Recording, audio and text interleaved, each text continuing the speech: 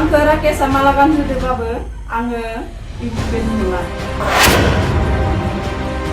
Angga sudah ibu beli nungan. Mabla babe sana kiman, angge yang rakyat niau, angge yang jadi joining ni malakan sudah nungan. Idang rakyat belum ho, yang nau, main nau serang asun pakai anggeman. Nathai आङो याव जयनिं जानो होननानै थाङाखैमोन नाथाय आंखौ जयनिंनि माला गानहोनाय जादों नाथाय आं आसनिनि थाखायसो थांदोंमोन बेयावनो आंखौ माला गानहोनाय जादों आंखौ राकेशआ माला गानहोदोंबाबो आङो इउपिपिएलनि नङा आं दासिमबो इउपिपिएलआवनो दङ माब्लाबाबो सानाखैमोन आङो एम राकेशनियाव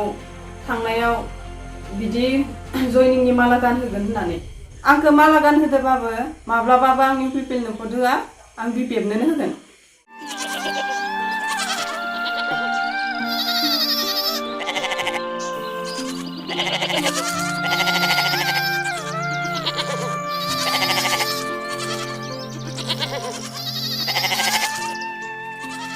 কি হে বকুল মোক চোক উফন্দা আহিছা যে তোৰ কামটো মানে আজিও নহ'ল ন নহ'লো আৰু নহ'ব যেন লাগিছে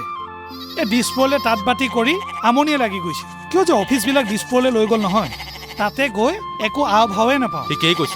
এই অকৰ্মণ্য অধ্যক্ষ নেতাৰ হাতত শাসনবাৰ তুলি দিয়াৰ ফল এয়া তই জাননে এটা এটাকৈ 14টা অফিচ এইখন চৰকাৰে দিছপুৰলৈ উভতাই পঠালে ৰাইজে ভোট দিছিল নহয় তাঁত বাতি কৰি থাকক এতিয়া তাকেহে BTCয়ে এই বিভাগকেইটাৰ ওপৰত নিজৰ কৰ্তৃত্ব হেৰুৱালে অকৰ্মণ্য নেতাক আঁতৰ কৰক নাঙলৰ ছবিত ভোট দিয়ক 14টা বিভাগ পুনৰ উভতাই অনা হাগ্ৰামাৰ প্ৰতিশ্ৰুতি BPFৰ মূল মন্ত্ৰ সম উন্নয়ন সম অধিকাৰ